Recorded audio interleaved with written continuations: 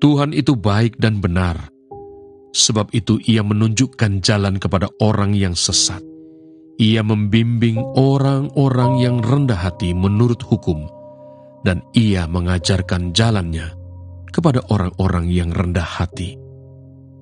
Segala jalan Tuhan adalah kasih setia dan kebenaran bagi orang yang berpegang pada perjanjiannya dan peringatan-peringatannya. Oleh karena nama-Mu ya Tuhan, ampunilah kesalahanku, sebab besar kesalahan itu. Siapakah orang yang takut akan Tuhan? Kepadanya Tuhan menunjukkan jalan yang harus dipilihnya.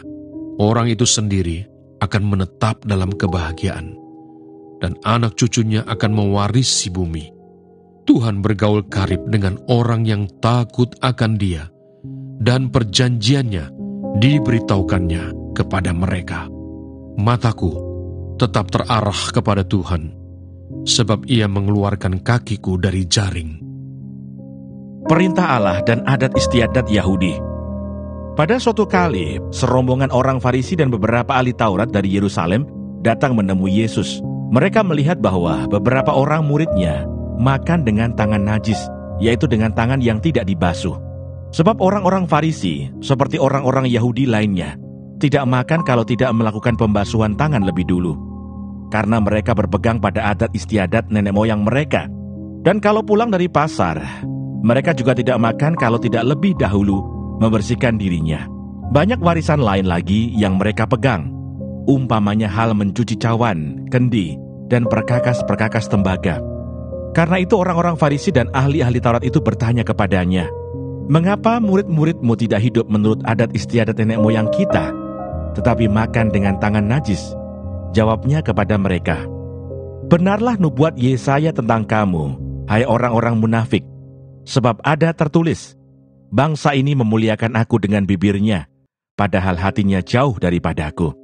Percuma mereka beribadah kepadaku, sedangkan ajaran yang mereka ajarkan ialah perintah manusia. Perintah Allah kamu abaikan untuk berpegang pada adat istiadat manusia." Yesus berkata pula kepada mereka, "Sungguh pandai kamu mengesampingkan perintah Allah, supaya kamu dapat memelihara adat istiadatmu sendiri. Karena Musa telah berkata, hormatilah ayahmu dan ibumu, dan siapa yang mengutuki ayahnya atau ibunya harus mati.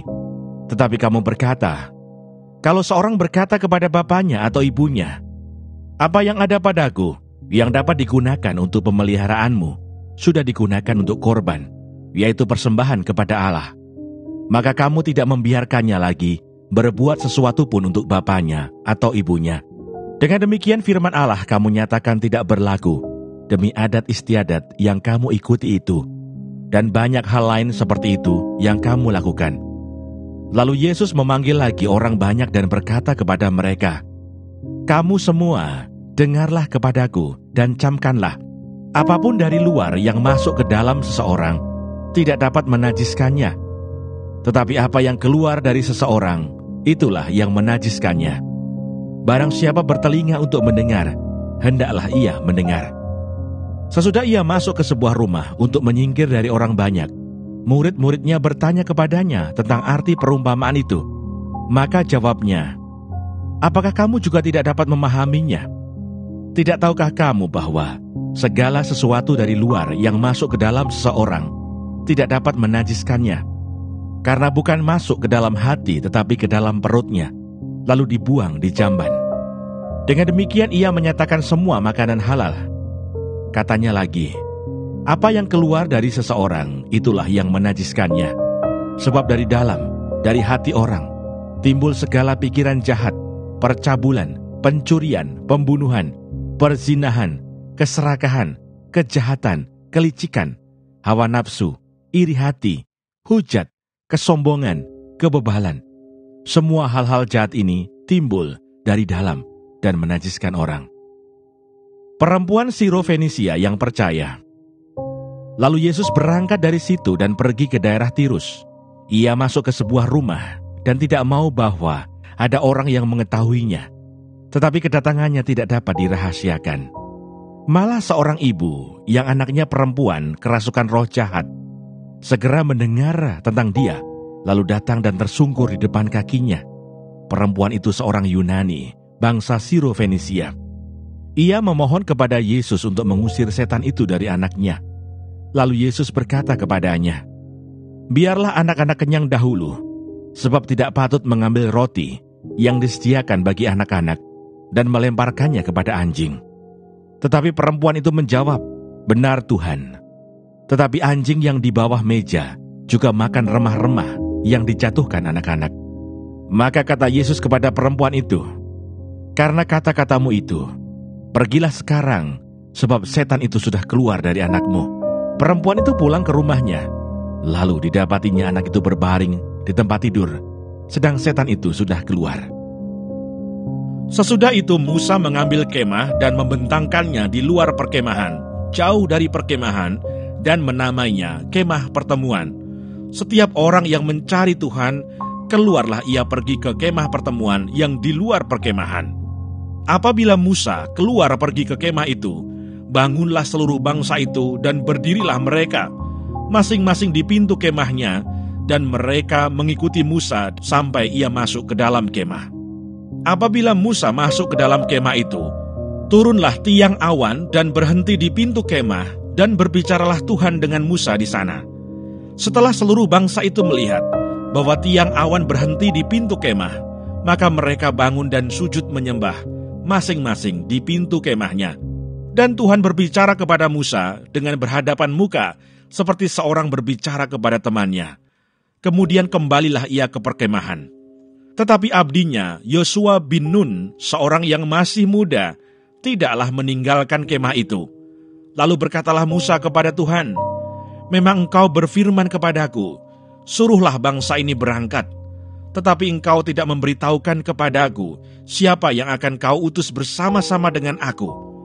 Namun demikian engkau berfirman, aku mengenal namamu, dan juga engkau mendapat kasih karunia di hadapanku.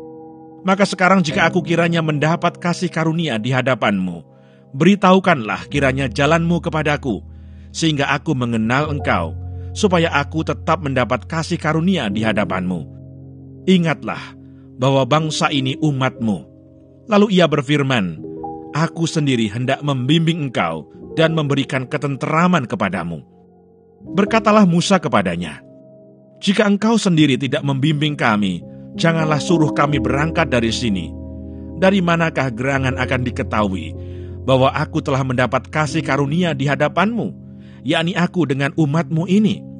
Bukankah karena engkau berjalan bersama-sama dengan kami, sehingga kami, aku dengan umatmu ini, dibedakan dari segala bangsa yang ada di muka bumi ini?" Berfirmanlah Tuhan kepada Musa, "Juga hal yang telah kau katakan ini akan kulakukan, karena engkau telah mendapat kasih karunia di hadapanku, dan aku mengenal engkau." Tetapi jawabnya, "Perlihatkanlah kiranya kemuliaanmu kepadaku." Tetapi firman-Nya, "Aku akan melewatkan segenap kegemilanganku dari depanmu, dan menyerukan nama Tuhan di depanmu. Aku akan memberi kasih karunia kepada siapa yang kuberi kasih karunia, dan mengasihani siapa yang kukasihani." Lagi firman-Nya, "Engkau tidak tahan memandang wajahku, sebab tidak ada orang yang memandang aku dapat hidup." Berfirmanlah Tuhan, "Ada suatu tempat dekatku, di mana engkau dapat berdiri di atas gunung batu.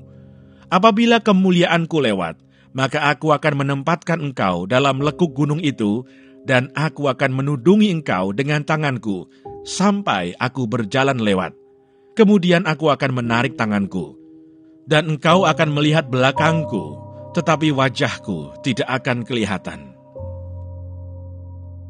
Keluaran pasal 34. Dua loh batu yang baru. Berfirmanlah Tuhan kepada Musa, "Pahatlah dua loh batu sama dengan yang mula-mula, maka aku akan menulis pada loh itu segala firman yang ada pada loh yang mula-mula yang telah kau pecahkan. Bersiaplah menjelang pagi dan naiklah pada waktu pagi ke atas gunung Sinai. Berdirilah di sana menghadap aku di puncak gunung itu. Tetapi janganlah ada seorang pun yang naik bersama-sama dengan engkau, dan juga seorang pun tidak boleh kelihatan di seluruh gunung itu. Bahkan kambing domba dan lembu sapi pun tidak boleh makan rumput di sekitar gunung itu." Lalu Musa memahat 2 loh batu sama dengan yang mula-mula. Bangunlah ia pagi-pagi dan naiklah ia ke atas gunung Sinai seperti yang diperintahkan Tuhan kepadanya, dan membawa kedua loh batu itu di tangannya.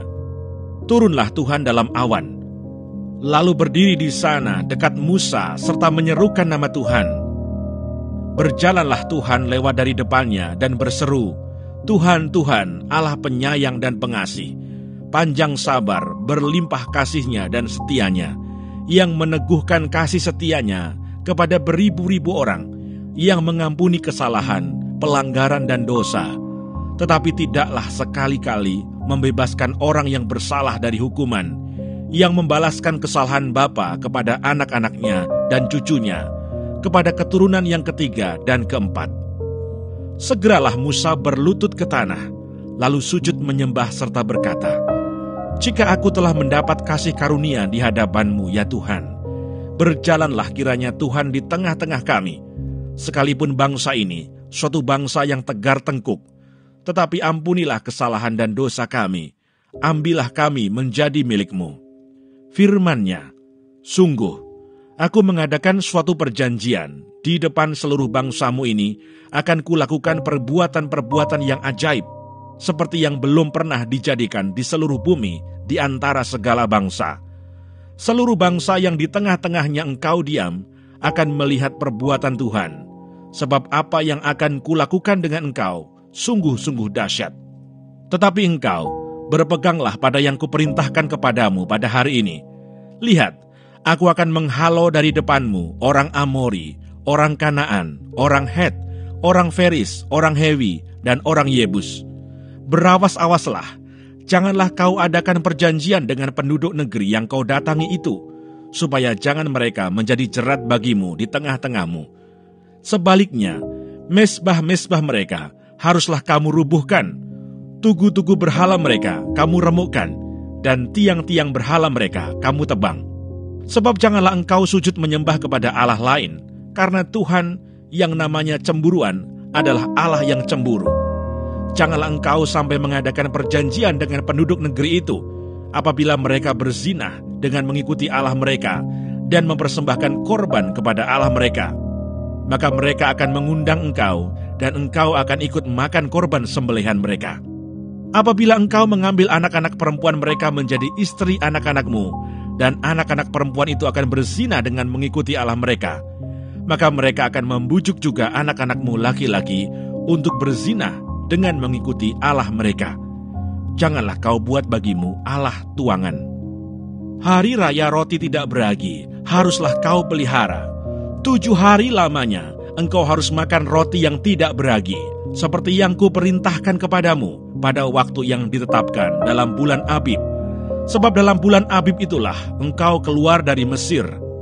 Segala apa yang lahir terdahulu dari kandungan, akulah yang empunya. Juga segala ternakmu yang jantan, anak yang lahir terdahulu dari lembu atau domba. Tetapi anak yang lahir terdahulu dari keledai, haruslah kau tebus dengan seekor domba. Jika tidak kau tebus, haruslah kau patahkan batang lehernya. Setiap yang sulung dari antara anak-anakmu, haruslah kau tebus. Dan janganlah orang menghadap ke hadiratku dengan tangan hampa. 6 harilah lamanya engkau bekerja, tetapi pada hari yang ke-7 haruslah engkau berhenti, dan dalam musim membajak dan musim menuai haruslah engkau memelihara hari perhentian juga. Hari raya 7 minggu, yakni hari raya buah bungaran dari penuaian gandum, haruslah kau rayakan. Juga hari raya pengumpulan hasil pada pergantian tahun. 3 kali setahun segala orangmu yang laki-laki harus menghadap ke hadirat Tuhanmu Tuhan Allah Israel. Sebab aku akan menghalau bangsa-bangsa dari depanmu dan meluaskan daerahmu, dan tiada seorang pun yang akan mengingini negerimu, apabila engkau pergi untuk menghadap ke hadirat Tuhan Allahmu 3 kali setahun. Janganlah darah kurban sembelihan yang kepadaku kau persembahkan beserta sesuatu yang beragi, dan janganlah ada dari kurban sembelihan pada hari raya Paskah bermalam sampai pagi. Yang terbaik dari buah bungaran hasil tanahmu haruslah kau bawa ke dalam rumah Tuhan Allahmu. Janganlah engkau masak anak kambing dalam susu induknya. Berfirmanlah Tuhan kepada Musa, tuliskanlah segala firman ini, sebab berdasarkan firman ini telah kuadakan perjanjian dengan engkau dan dengan Israel. Dan Musa ada di sana bersama-sama dengan Tuhan 40 hari, 40 malam lamanya, tidak makan roti dan tidak minum air. Dan ia menuliskan pada loh itu segala perkataan perjanjian, yakni ke-10 firman. Ketika Musa turun dari Gunung Sinai, kedua loh hukum Allah ada di tangan Musa. Ketika ia turun dari gunung itu, tidaklah ia tahu bahwa kulit mukanya bercahaya oleh karena ia telah berbicara dengan Tuhan. Ketika Harun dan segala orang Israel melihat Musa, tampak kulit mukanya bercahaya, maka takutlah mereka mendekati dia. Tetapi Musa memanggil mereka, maka Harun dan segala pemimpin jemaah itu berbalik kepadanya, dan Musa berbicara kepada mereka. Sesudah itu mendekatlah segala orang Israel, lalu disampaikannyalah kepada mereka segala perintah yang diucapkan Tuhan kepadanya di atas Gunung Sinai. Setelah Musa selesai berbicara dengan mereka, diselubunginyalah mukanya. Tetapi apabila Musa masuk menghadap Tuhan untuk berbicara dengan dia, ditanggalkannyalah selubung itu sampai ia keluar, dan apabila ia keluar, dikatakannya kepada orang Israel apa yang diperintahkan kepadanya.